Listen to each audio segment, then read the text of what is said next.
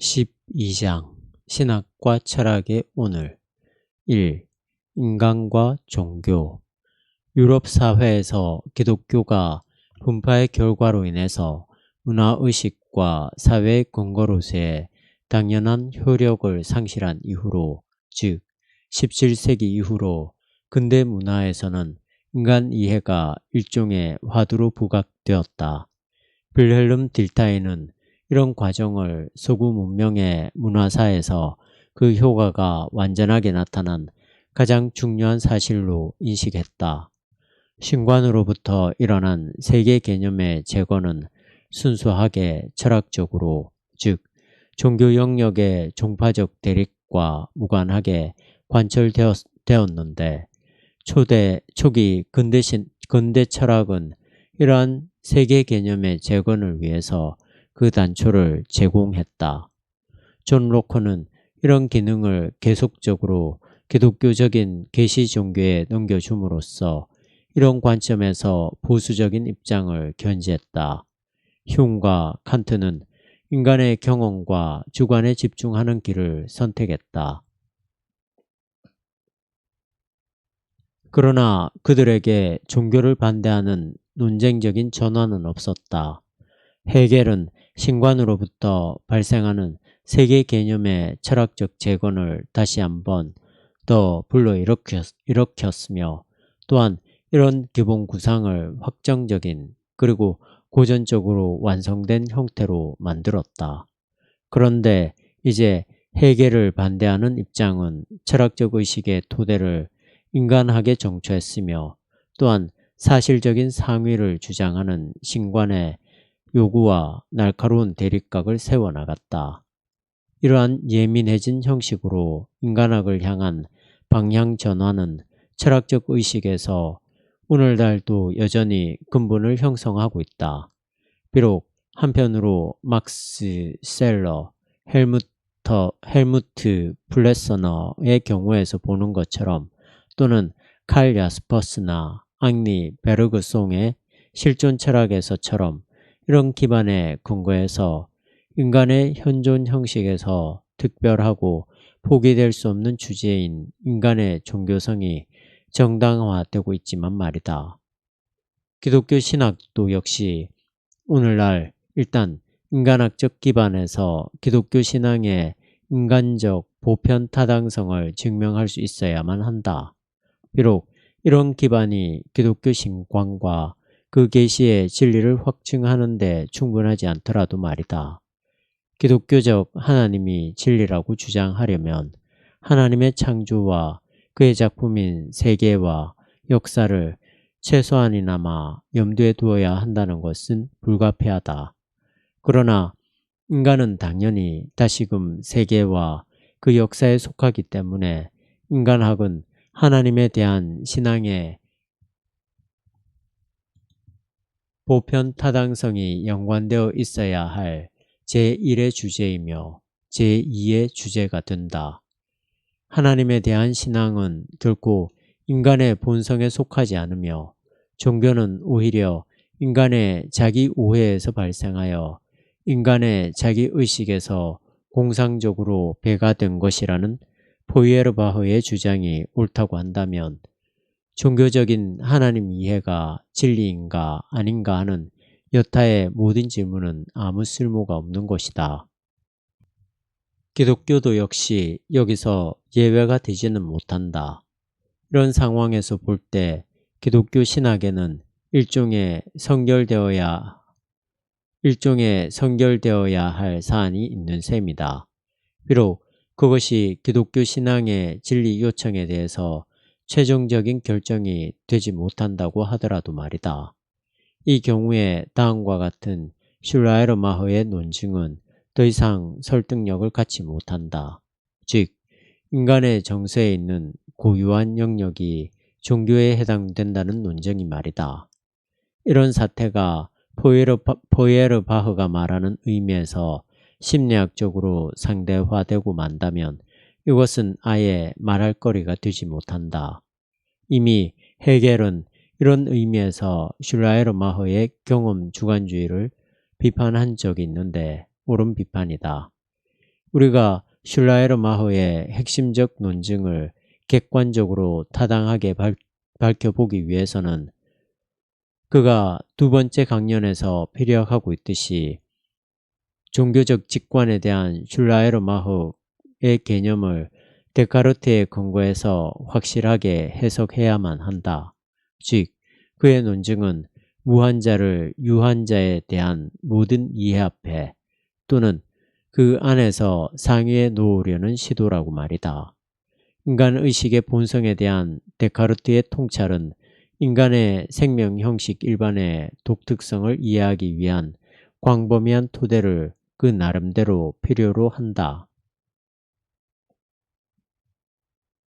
이러한 토대는 막스 셀러와 헬무트 플레스너에 의해서 인간적 생명 형식을 세계 개방적인 편심적으로 규정된 본질로 설명됨으로써 세워졌다.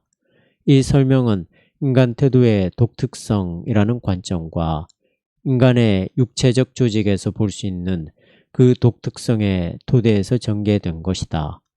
이로써 인간학적 기반은 주어진 셈이다. 무한자에 대한 앞서의 직관을 통해서 모든 유한한 지각의 조건에 대한 데카르트의 통찰은 또한 종교적 직관에 대한 슐라에르마허의 개념은 그리고 자기 의식 안에서 이루어지는 자아의 자기 구성적 가능성을 향한 피테의 통찰은 이런 인간학적 기반과 연관되어서 그 무게를 획득하고 자리를 찾게 된다. 자기 자신에게 놓여있는 유한한 자아에 불가피한 자기 절대화에 대해서 내린 헤겔의 명제가 이것에 연루되었다. 자기 절대화로 인해 빚어지는 생활태도에 의심하는 성격에 대한 키에르케고르의 증명도 역시 마찬가지였다. 키에르케고르는 초기 헤겔주의를 통해서 주어진 논쟁점에 걸맞도록 시간적인 것과 영원한 것의 대립을, 유한자와 무한자의 대립을 지나칠 정도로 교의학적으로 논증해 보고자 했다. 이런 논증의 취약성은 데카르트와 특히 헤겔의 판단에 의해서 균형을 이루게 되었다. 전체적으로 볼 때 결국은 보다 광범위하게 확산된 그리고 보다 새로운 철학사에 깊이 뿌리를 둔 현상적 토대가 주어졌다. 이는 곧 종교적 주제가 인간의 본성에서 구성적이지 않다는 관점에서 인간을 해석하는 입장에 대해서 확실한 근거를 갖고 반론을 제기하려는 것이다. 포에르바흐, 니체, 하이데거, 사르트르 등과 같은 이들의 주장에 반론을 제기하기 위해서 말이다. 2. 철학적 신학과 역사적 종교. 신학과 철학은 종교적 주제가 인간 본성의 구성적이라는 의미에 대해서 상호 협조하여 철학적 신학의 토대를, 즉 철학적 신개념의 토대를 새롭게 세울 수 있을까? 여기에는 의심을 받을 만한 동기가 있다. 만약 우리가 고대 시대에서 철학적 신학이 발생하게 된 조건들을 곧이곧대로 유지한다면, 그리고 신학과 철학의 중세기적 공생기능을 또한 17세기와 19세기 사이에 있었던 철학적 신학의 기능을 곧이곧대로 유지한다면 이러한 의심은 증폭되고 말 것이다. 고대 그리스 철학은 전통적 종교의 신표상에 대한 비판으로 시작되었다. 신화적 전승을 비판한 철학자들은 철학의 우선적인 과업이 신적인 것의 참된 본성을 코스모스의 단일성에 있는 권언이라는 사실을 가르치는 것이라고 믿었다.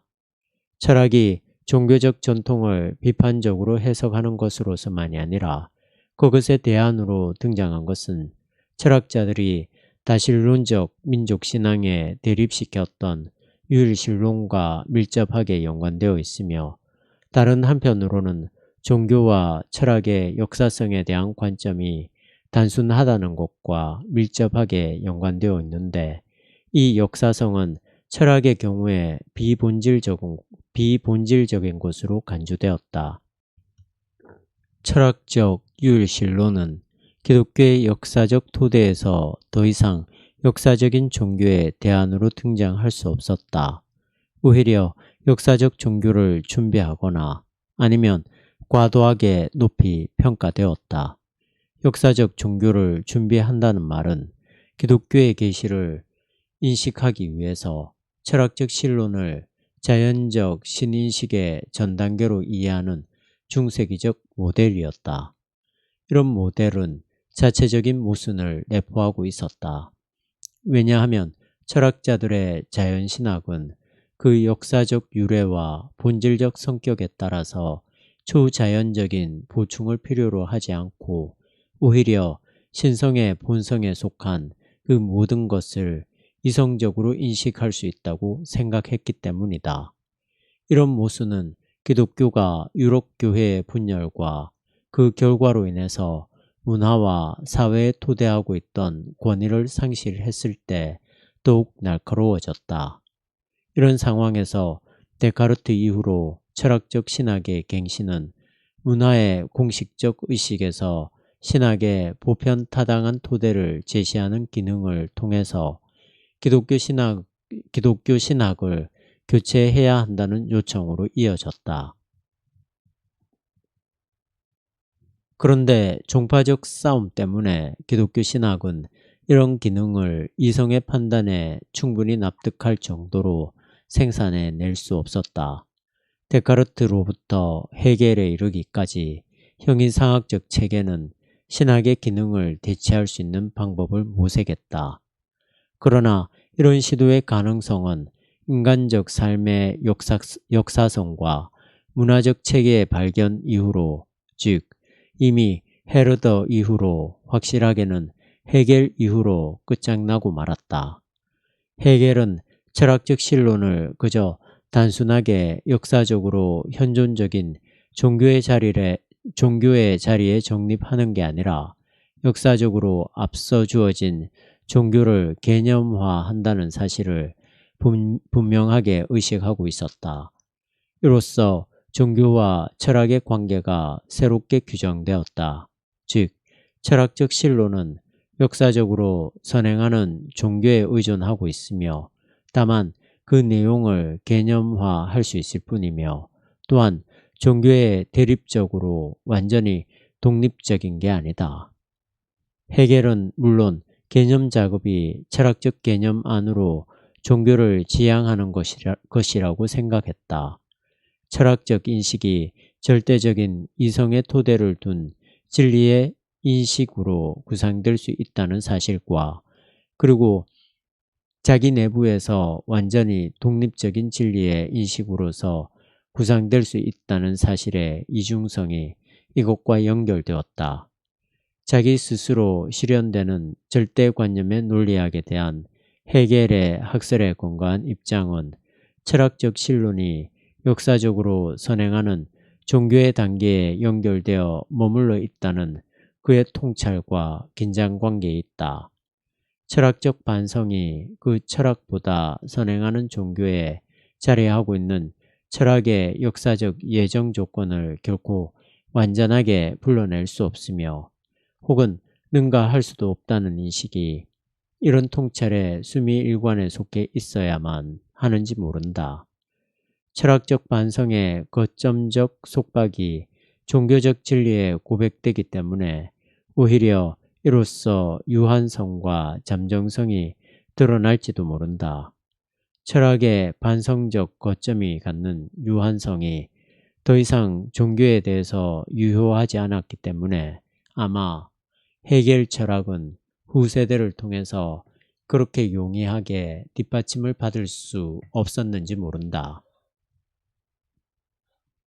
그러나 어쨌든지 철학보다 역사적으로 선행하는 종교를 통해서 절대를 철학적으로 주제화하는 역사적 조건을 통찰함으로써 얻어진 귀결은 다음과 같은 사실이다. 즉, 순수 이성에서 발생하는 독립적이고 철학적인 신학 대신에 한편으로는 절대 일자의 기능에 걸맞는 심표상의 기능에 대한 조건을 명확하게 하는 것만이, 다른 한편으로는 종교 철학의 기능에 대한 조건을 명확하게 하는 것만이 철학의 입장에서 가능하다는 사실이 그것이다. 말하자면 역사적으로 선행하는 종교의식의 진리 내용에 대한 철학적 반성이 그것이다. 철학보다 선행하는 종교에 대한 이러한 반성은 신성에 대한 종교적 표상이 단지 인간의 영상으로, 또한 그 인간적 불안과 갈망의 영상으로 제시되는 형식을 취할 필요는 없다. 만약 인간 본성과 모든 유한자가 종교 철학을 능가하는 현실성에, 즉 종교에서 주제화된 현실성에 놓여 있다는 점을 숙고한다면, 종교 철학은 종교가 신적인 현실성의 자기 계시를 자기 증거로 삼는 것에 대해서 진지한 태도를 취할 수 있다. 철학은 신성에 대한 종교의 주장을 자기에게 부여된 기능에 근거해서 재단할 수 있다. 이것은 초기 그리스 철학이 종교를 비판한 것과 같으며, 또한 헤겔 자신이 하나님의 무한성에 대한 기독교의 신학적 언급을 판단하기 위해서 실제로 무한한 것의 개념을 명확하게 그 중거로 삼은 것과 같다.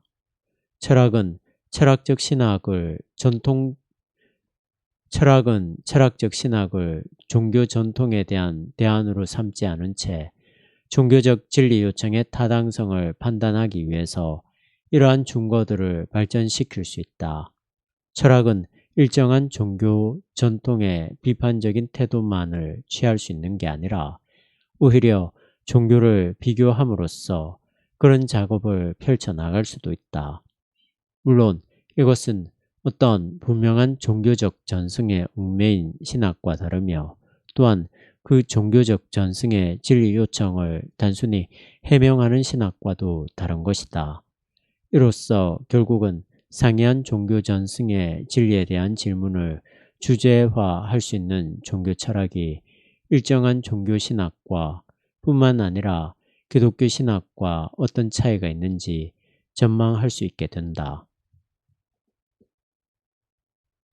다른 한편으로 기독교 신학은 기독교 신앙의 진리 주장을 해명해서 기독교의 하나님 이해가 명백한 철학적 비판의 중거에 타당하도록 애를 쓰게 될 것이다. 이 중거가 그 나름대로 재검사를 버텨내는 한에서 말이다. 인류의 종교사를 고려하지 않은 채 구성된 단순 이성에서 발생하는 독립적이고 철학적인 신학의 목표는 철학의식에 낡아빠진 상태를 표현하는 것으로서 분명히 제거되었다. 이러한 철학에 낡아빠진 의식의 자리에서는 철학적 신학이 그 고유한 사상의 역사적 선조건들을 충분히 의식해내지 못했다. 3. 세계 개념과 신관.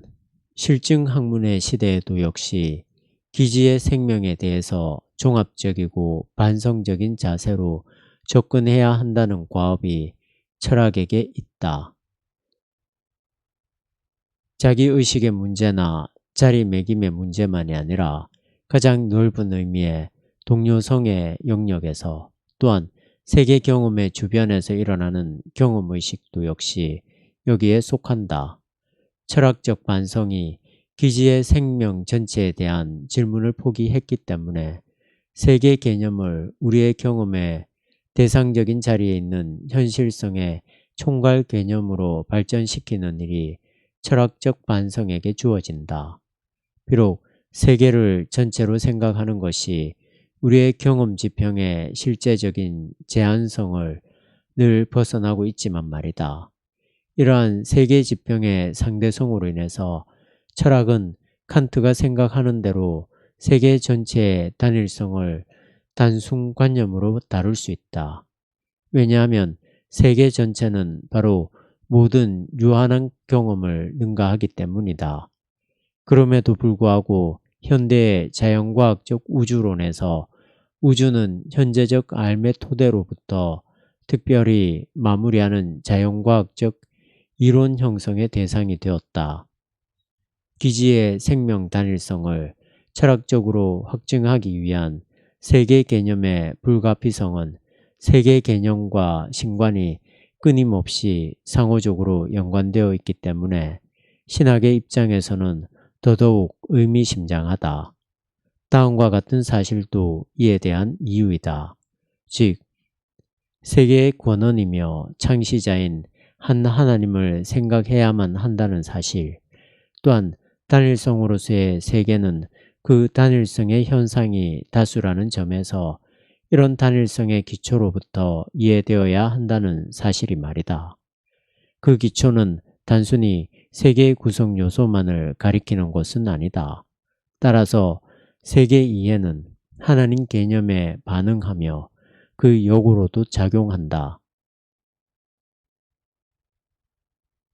만약 세계가 시작할 때 이미 그 기초가 짜여진 질서라고 한다면, 그리고 이미 그때부터 불변적으로 지속되는 질서라고 한다면 세계의 창시자로 생각되어야 할 하나님에 대한 사상은 역사 과정으로서의 세계가 여전히 개방된 미래를 지향한다는 생각과는 다르게 비춰질 것이다. 그런데 이제는 역으로 하나님이 자기 본성적 필연성에서가 아니라 자기의 자유에서 세계를 창조한 자이며 세계의 자유로운 근원이라고 한다면 세계를 이해할 때 세계 현존의 우연성은 전체적인 사건에서 그리고 모든 개개 사건에서 나타나게 된다. 예를 들자면 다음의 몇 가지가 이에 해당된다.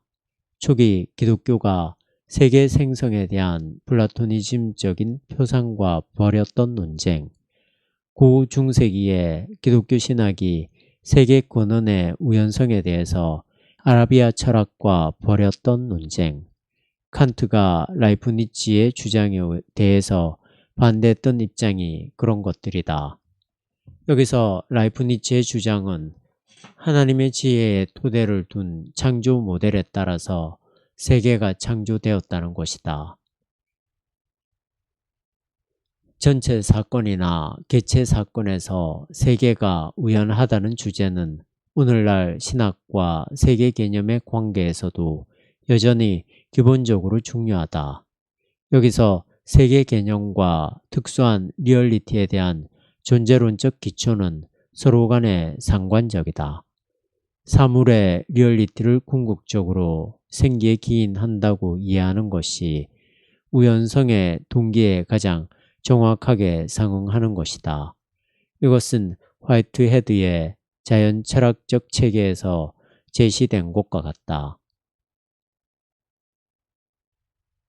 아리스토텔레스의 실체론과 반대로 모든 존재하는 것들의 리얼리티에 담긴 역사성이 그 생기에서 이루어진다. 이것은 딜타이가 다른 전제로부터 그러나 비슷한 결과를 통해서 발전시킨 관점이다. 즉, 인간 경험의 역사성을 인간 자신으로부터 그리고 그와 조우하는 모든 것으로부터 연구함으로써 발전시킨 관점이다. 화이트헤드는 딜타이처럼 혹은 과정철학의 설립자인 베르그송처럼 인간을 이해하고 인간 이외의 리얼리티를 이해하는 열쇠로서의 인간 경험의 근거를 두고 시작했다. 화이트헤드의 경우에 그 열쇠는 윌리엄 제임스의 철학적 심리학이었는데 그것이 바로 출발점이다. 이 철학적 심리학은 모든 것의 기초적인 생기의 주관성 학설을 설명하는 데 보편적으로 적용되었다.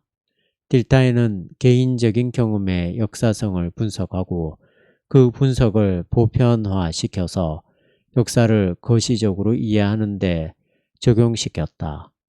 그러나 자연 사건으로 연장되지는 않았다. 물론 딜타이의 철학은 생명 철학으로서 베르그송 같은 이들과 유치간이었다. 생명 철학은 나름대로 자연 철학을 향해 발걸음을 내딛었다.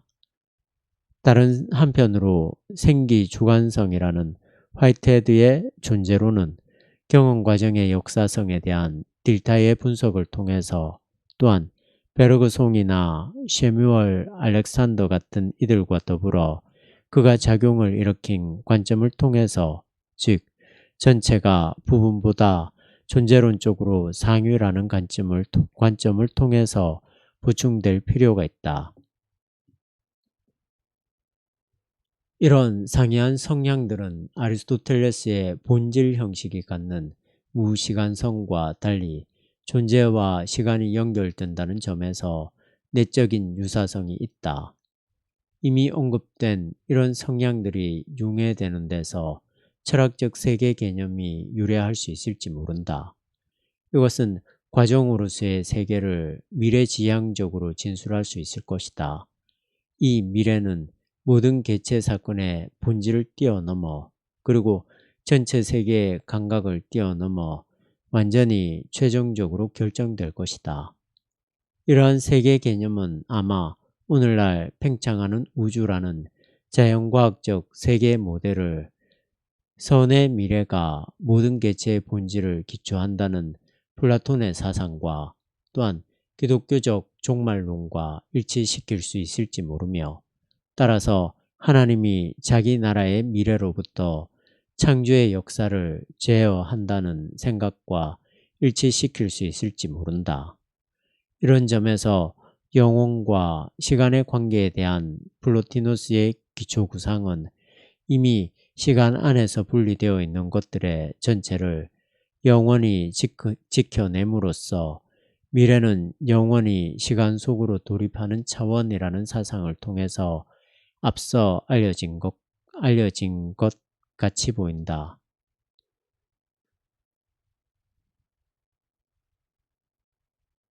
또한 하나님이 그의 모든 피조물과 동시적으로 함께하는 지평이 곧 공간이라는 이해가 이에 상응하는데, 이 안에서 하나님은 바로 이 독립적인 현존을 자기 옆에 두며 그리고 병립시킨다. 이상으로 신광과 세계 개념의 공속에 관해서 신학과 철학의 관계에 대한 주제와 그 가능성에 몇 가지 예시된 셈이다.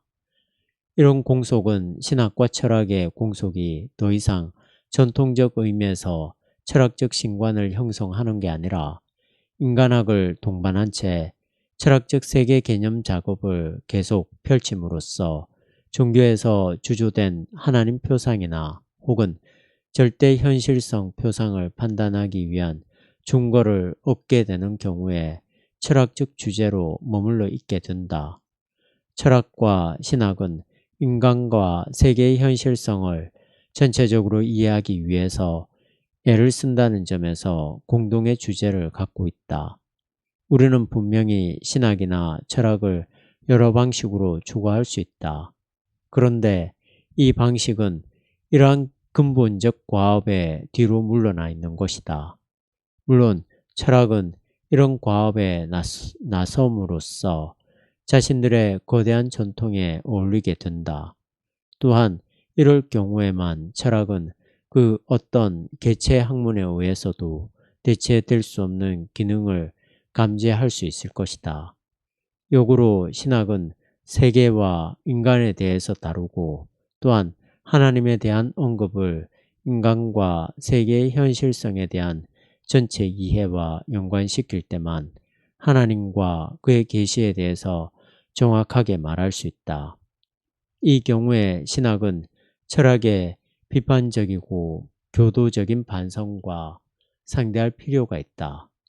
그리고 종교가 주제로 삼는 신적인 현실성으로부터 인간과 세계가 전체적으로 구성될 수 있는데, 철학은 이러한 인간과 세계의 전체적인 구성과 인간의 본성을 추구하기 위해서 종교와 그 종교의 의미를 염두에 두지 않은 채 세계 속에서 인간을 포괄적으로 이해할 수는 없다. 이 경우에 철학은 종교를 일종의 순수 철학적인 신론으로 대체해 버리려고 해서는 안 된다.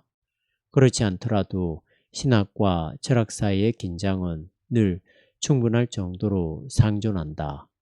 왜냐하면 신학은 하나님과 그의 계시로부터 인간적 현존의 전체와 세계 전체를 숙고해야 하지만, 철학적 사유는 인간과 세계 경험으로부터 절대 가운데 있는 자신의 토대로 돌아가기 때문이다.